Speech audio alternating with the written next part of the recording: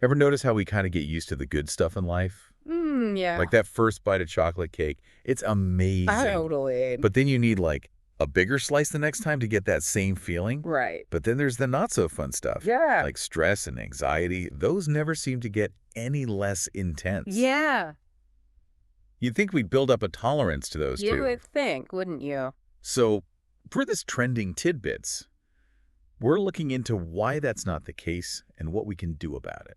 It's a pretty interesting paradox when you think about it. It really is. It all comes down to how our brains are wired, for survival. Okay. Like way back in the day, being super sensitive to threats kept our ancestors alive.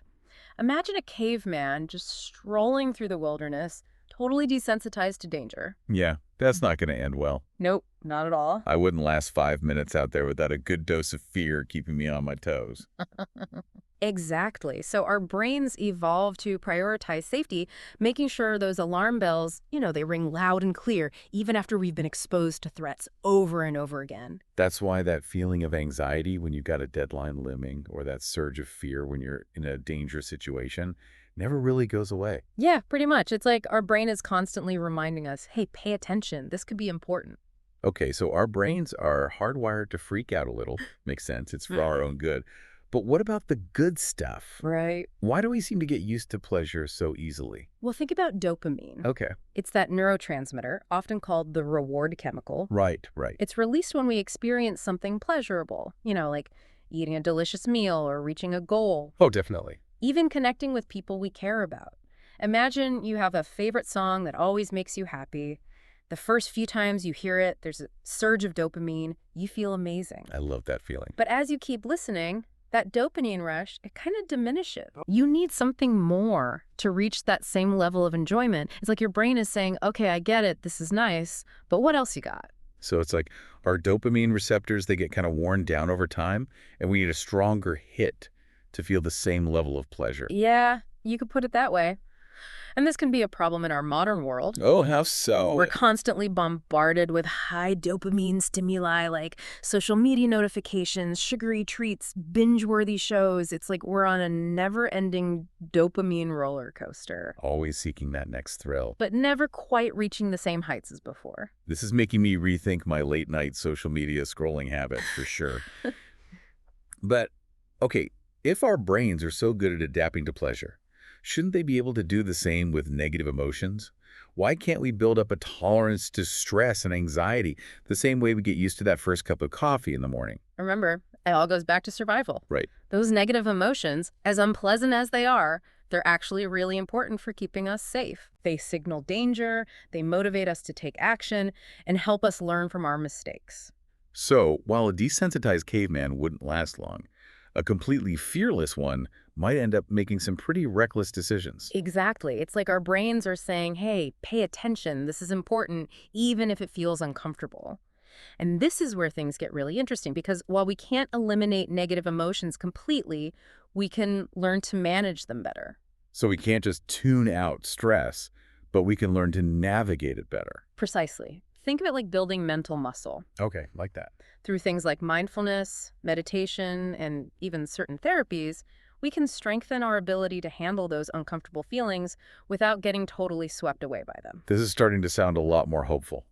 So if we can't desensitize ourselves to negative emotions, what can we actually do to build resilience and maybe even find a bit more peace in the middle of all the chaos? Well, that's the million-dollar question, and it's what we'll be exploring in the rest of this trending tidbits.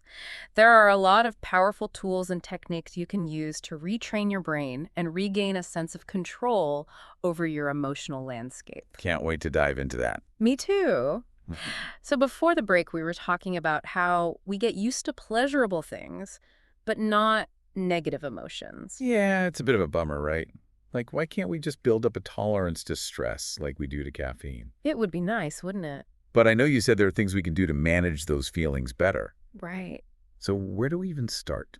Well, one approach is to think about kind of resetting your dopamine sensitivity. Resetting. Yeah, like hitting the refresh button. Okay. It's not about eliminating pleasure altogether. Right. It's more about recalibrating your brain so you can find joy in the simpler things I like that. without needing constant, intense stimulation. Okay, so tell me more. What does that actually look like? One popular method is a dopamine detox. Detox, huh? Basically, it involves consciously choosing to reduce or eliminate activities that trigger those big dopamine surges. So we're talking about cutting back on things like social media, video games, all that. Exactly. Things like that. Sugary treats, maybe even that extra cup of coffee. Okay, Now, it doesn't have to be all or nothing. right, that makes sense. You can start small, set limits on your screen time, maybe have a no phone zone in your bedroom, Interesting. or designate certain days as tech-free. I like that idea. The idea is to create some space for your brain to kind of recalibrate Okay. and rediscover pleasure in those less intense but ultimately more fulfilling activities. Now that you mention it, I do remember feeling really peaceful after spending a weekend camping with no cell service. Ah, see. Like my senses were heightened. Exactly. I was able to appreciate the beauty of nature in a whole new way. That's a perfect example of what a dopamine reset can do. I love that. By reducing the constant bombardment of high-intensity stimuli, you give your brain a chance to breathe. Yeah. And become more sensitive to those subtler forms of pleasure that are all around us. It's like we're retraining our brains to savor the simple joys of life. Exactly. I love that. But what about those times when stress and anxiety inevitably creep in? Right. What are some practical techniques we can use to manage those feelings without letting them take over? There are so many great options. It often comes down to finding what works best for you. Okay. But one technique I find particularly helpful is mindfulness. Mindfulness. Okay. It's about paying attention to the present moment without judgment. I've heard of that. You can practice mindfulness through meditation, but also through everyday activities, Oh, really? Like what? like eating, walking, or even just taking a few deep breaths. So it's about slowing down and really tuning in to our senses and surroundings. Exactly.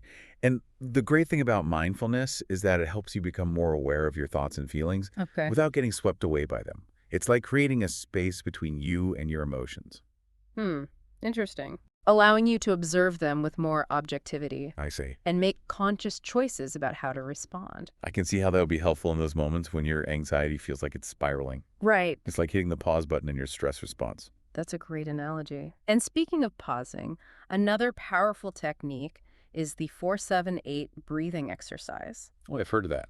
It's so simple, but it can be remarkably effective in calming down your nervous system.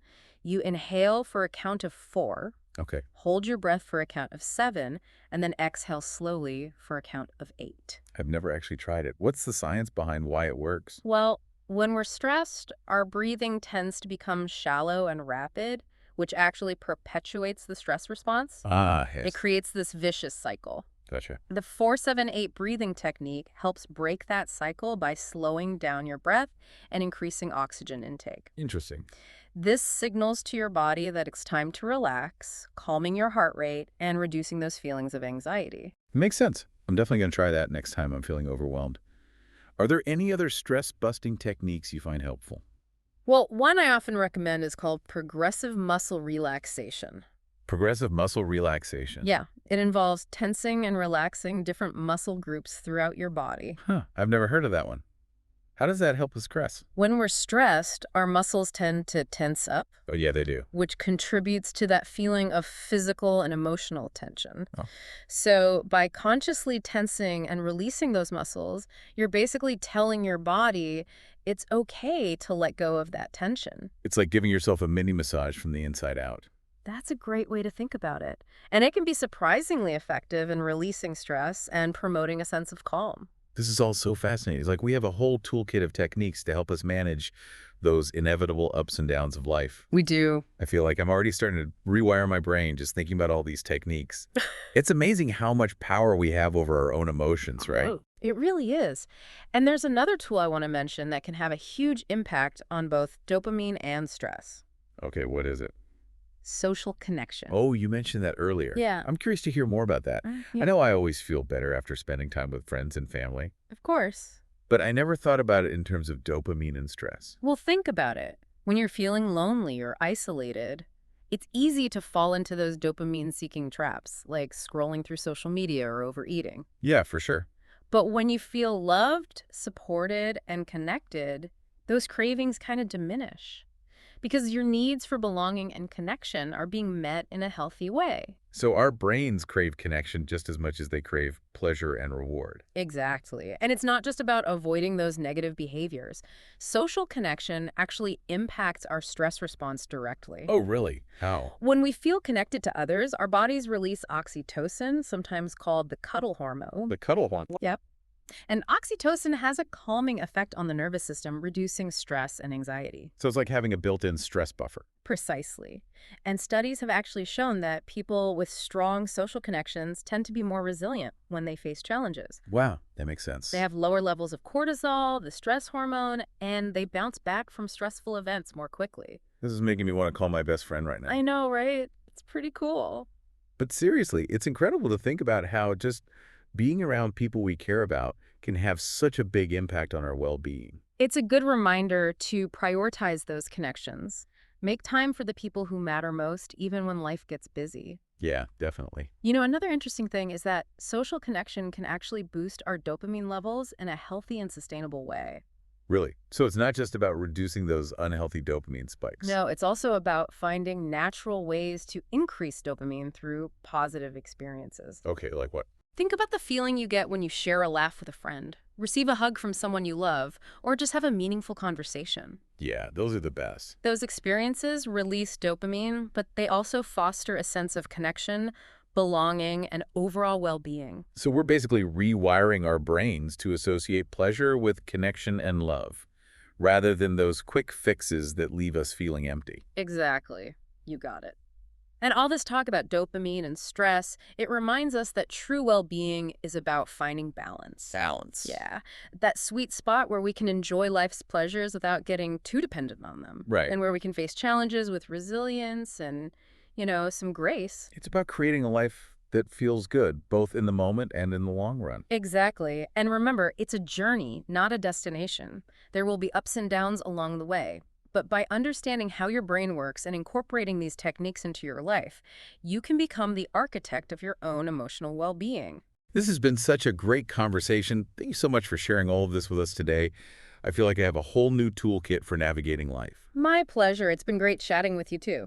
And to our listeners, remember, you have the power to shape your brain and create a life that feels good on every level. Keep learning, keep exploring, and keep those connections strong. That's a wrap on this episode of Trending Tidbits. Thanks for listening, everybody. We hope you enjoyed this look into the world of dopamine and stress. Until next time, take care of yourselves and keep those brains happy and healthy.